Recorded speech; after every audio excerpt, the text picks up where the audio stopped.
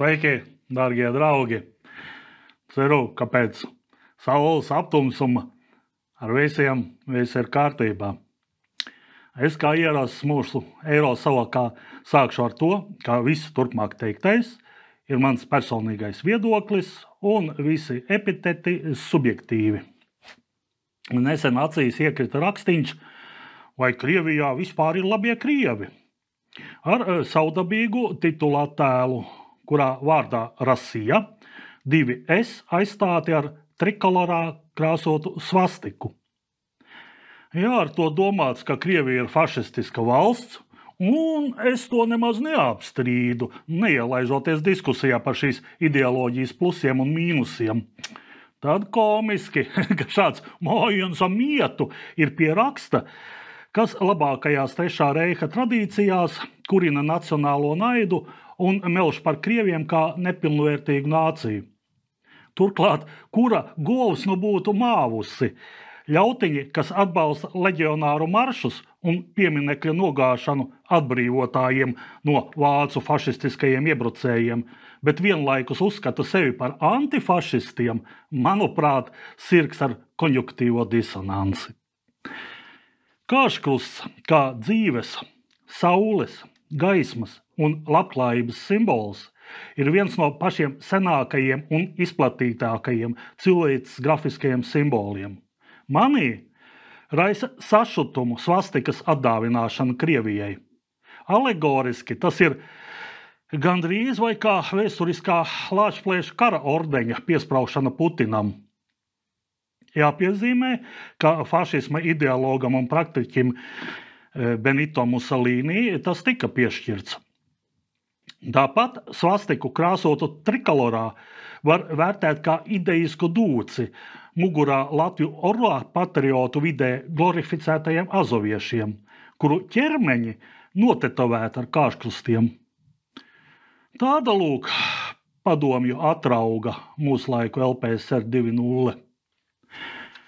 Svastika, tulkojot no sanskrita, nozīmē veiksmes vēlējumu.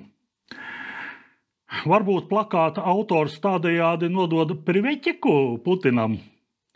Līdztekus kāškrusts simbolizē labklājību. Atceros bērnu dienās, ģimenes svētkos ar svastikām rotātu galdautu.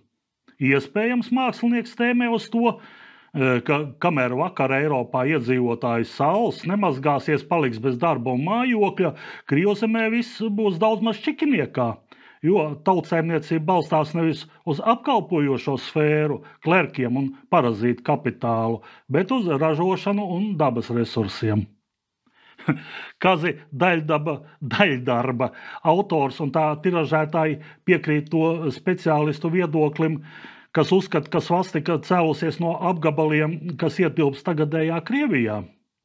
Uz daudziem arheoloģiskajos izrakumos atrastajiem piedarumiem, traukiem, ieročiem, apģērba, reliģiskiem priekšmetiem, rotām un citām lietām ir attēlota svastika.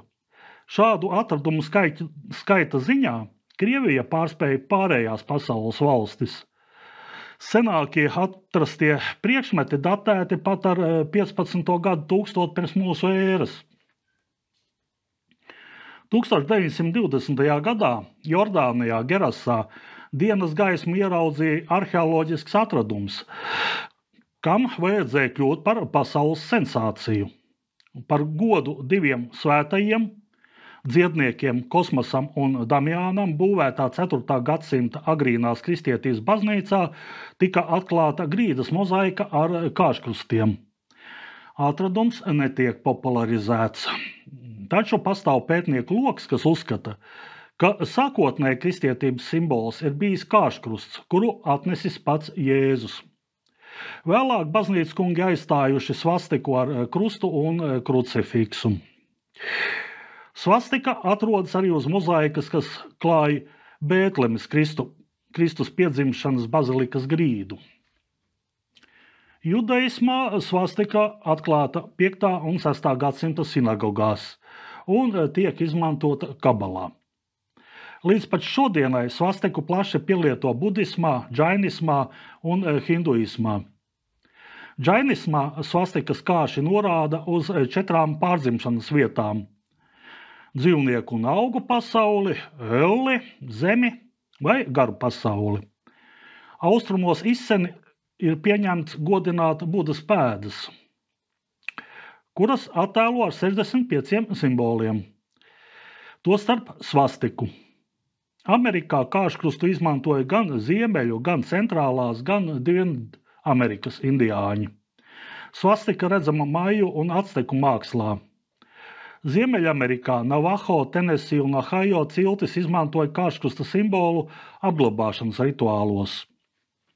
Latvijā un Lietuvā svastikai ir milzums variāciju, kas norāda uz zīmes īpašo nozīmi baltu tautām.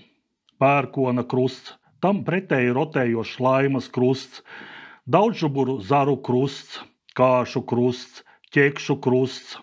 Svastika iausta lielvārdas jostā. Tikmēr globālie brīvdārznieki bez mitas kultivē iecietību pret norisēm, kas samaitā sabiedrību, vienlaikus ravējot visu svēto. Sevi par izredzētiem uzskatošie despoti lūko nepieļaut ļaužu tiešsaisti ar radītāju. Pēc Otrā pasaules kara starptautisko mahinātoru propagandas kavu papildināja varens Melnais Pēteris, Adolfs Hitlers. To var piespēlēt katram, kas tur godā ģimenes vērtības un senču tikumus. Trešā laika Fīrers, lai iedabūtu vāciešus pasaules valdnieku kārtā, piekabināja savai misijai sakrālus simbolus. Spilgtākie no tiem ir kāškrusts un labvēlības sveiciens jeb zīga. Pretīm debesjumam slīpti izstiepta labā roka ar plaukstu uz leju un savienotiem iztaisnotiem pirkstiem. Izpildīts ar spriegu stāju, šis sveiciens sensenis kalpo kā godināšanas salūts. Bruņinieku laikos augšu pacelt atvērta plauksta liecināja, ka pretīmnācēja zobens atrodas makstī, un viņam nav agresīvu nolūku. Simbolika gan Hitleram nepalīdzēja. Vācu nacisti ieradās pie kaimiņiem ar ieročiem rokās, uzdodoties par atbrīvotājiem no plutokrātu un bolševiku jūga, hitlerieši paši kļuva par kaklkungiem. Zemcilvēkiem tas nepatika, un šie sadeva melnajam bruņiniekam pa purslām. Globālās varas tīkotāji veikli izmantoja uzvaru, nepalaižot garām iespēju iemīt dubļos cilvēces sentēvu svētumus. Šodien svastika un zīga gandrīz visur ir tabu, kā nacistu simboli. Notika pasaules mēroga manipulācija, jo zīga pārtop par nacistu žestu tikai kopā ar saukli Heil Hitler, slava Hitleram. Te jāatgādina brīvās pasaules žurnālistu Kņada par to, ka Trešā reihā represē Jehovas lieciniekus, kas atsakās lietot nacionālu sociālistu sveicienu. Šīs ticības sekotāji, paceļot roku salūtam, neskandēja Heil Hitler, jo uzskatīja, ka tādējādi par pestītāju atzīs nevis Jēzu, bet Hitleru. Tāpēc salutējot, Jehovas liecinieki sacīja Guten Morgen vai Guten Tag. Nacisti šādu rīcību traktēja kā pretvalstisku. Neliela remarka. Jāpiezīmē, ka LPSR 2.0 valsts pastāvīgi iejaucās reliģisko kopienu iekšējās lietās, cenšoties diktēt, kā un par ko jālūdz. Vispār cilvēku dzīves ikdienas riktēšanā ar dažādiem noteikumiem un aizliegumiem 4. Maija republika ir pārspļāvusi pat padomiju. Līdztekus negatīvā attieksme pret svastiku un zīgu nekur nav pazudusi. Turpinot par sveicienu. Daunai pretī debesīm jātraucas no krūšu kreisās puses, tādējādi apliecinot, ka labvēlība nāk no sirds. Pilnvērtīgs labvēlības sveiciens pazīstams kā Romas salūts. Šo sveicienu ar sauksmi cīņai sveiks adaptēja arī pērkoņkrustieši. Ilgāku laiku šāds godināšanas salūts bija populārs ASV. 1892. gadā Kolumba dienā Francis Bellamy nolasīja uzticības zvērestu ASV karogam. Pirms uzstāšanās paceļot roku sveicienam romiešu stilā. Šo žestu nodēvēja par Bellamy salūtu, un tas bija izplatīts skautu organizācijās.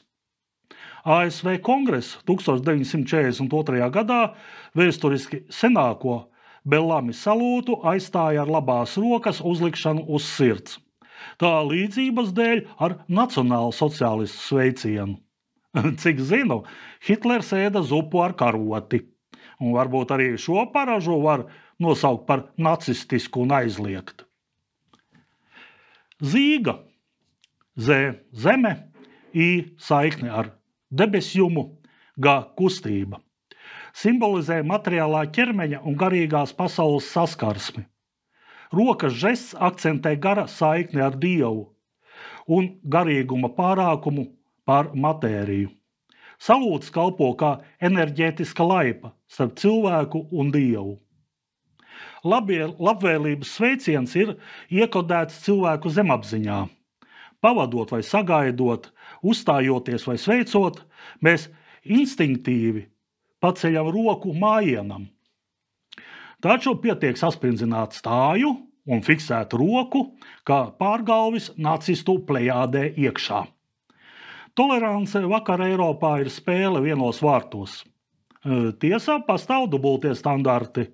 Tie, kas karo pret Krieviju, ir labiezīgotāji. Vismaz pagaidām. Kavēr noderīgi globālajiem pavēlniekiem kā lielgabalu gaļa. Un tagad no augstajām matērijām pie tādām laikmeta zīmēm kā sterliņu māciņa un eiro. Atkāpusies Lielbritānijas premjerministre Liza Trasa, kas amatā pavadīja 1,44 dienas. Tiesa, šis laiks bija pietiekams, lai ievestu valsti vēl dziļākā purvā. Novērotāji zobojās, ka tas bijis grūts periods, no vienām kritiskām dienām līdz otrām. Toties bijusi premjera visu atlikušo mūžu ik gadu no apvienotās karalistes saņems 115,000 mārciņu pabalstu. Arī Latvijas aizgājēji nevar žēloties. Nepārvēlētie Saeimas deputāti saņems atlaišanas kompensāciju 3 mēnešu algu apmērā, katrs aptuveni 9,000 eiro.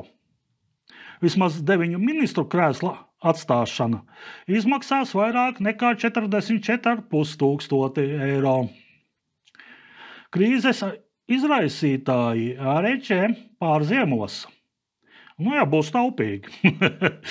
Bauru liktenis vairs nav viņu raizes, lai gan nekad nav bijušas. Tikmēr šefību par britu likteņiem valdības galvas amatā uzņemas indiešu izcelsmes politiķis Riši Sunaks. Kādreiz Angļi pārvaldīja Indiju. Tagad koloniālās politikas bumerangs lido atpakaļ. Tiesa, mums nav pamata smīkņāt. Ņemot vērā pašreizējos emigrācijas un izmiršanas tempus, izskan prognozes, ka līdz 2050. gadam Dievzemītes teritorija kļūs brīva no latviešiem. Jau tuvākajās 10 gadēs kāds tumsnējs ēdienu kurjeris var cierēt uz lidojošās Siles komandoru vietu. Es gan liktu uz naturalizētu bēgli šarovāros. Nākamgad Ukrainas bēgļu atbalstam būšot nepieciešama aptuveni 215 miljoni eiro. Kādam taču te ir jājūtās kā mājās. Šitā Latvijā drīz būs 2 valodas – angļu un mova. Tikmēr varneši uz iznīkstošās Latvijas fonā rauj cik var. Un paredzējuši budžetā 3 miljonus eiro, politiķu jau tā dāsno algu kāpumam. Augstākie činovnieki, kuriem prātīgs saimnieks, neuzticētu pat slotas operatora darbu, noteikuši sev mēneša atalgojumu apmēram 8,000 eiro. kādu ne katrs ierindas pilsonis nopelna gadā. Rīgas izsaimniekotāji cenšas neatpalikt. Rīgas nama pārvaldnieks pirms vēlēšanām noslēdza līgumu paklājiņu iepirkšanai apsaimniekoto ēku kāpņu telpām par 360 000 eiro. Cik kaislauķu klāja progresīvajiem celiņu uz Saeimu, vēsture klusē. Joprojām turpinās zelta stabiņu afēra. Tagad galvaspilsētā ierīkošot klusuma kabīnes. Labāk toaletes būtu izvietojuši, citādi parkos gan bērniem, gan vecākiem uz krūmiem jāskraida. Piedāvām mērim vajadzīgs padomnieks klimatneitralitātes jautājumos. Ko? Rīga ņuvasuki regulēs klimatu. Atalgojums 3200 eiro. Par tādu pašalgu vajadot dziesmu svētku padomnieku. Līdz šim gan tāpat tika galā. Apetīte rodās ēdot. Vēl nepieciešams projektu vadītājs komunikācijas pārvaldē. Rīgas ķobim gan nekāds imidžmeikars nelīdzējis. Mārtiņš Staķis tēlo varenu velapēdistu. Taču tāds nožēlojams ampelmanis un pozētājs vien ir. Mūslaiku savokā, kur vien nepaskaties, atbildīgos amatos blēdīgi pajoliņi, kurus tur savēlējuši aitanāzētie mietpilsoņi. Laikam sanāca nepārāk optimistiski. Visbeidzot, 1. novembrī uz sēdi pulcēsies jaunais Saeimas sastāvs, no kuriem 3/4 nebija iepriekšējā Varmāku parlamenta sasaukumā. Pavērosim, nezaudēsim cerības. Saglabāsim gaišumu dvēselē, stipru garu un ticību Dievam. Cīņa turpinās. Dievs svētī Latviju!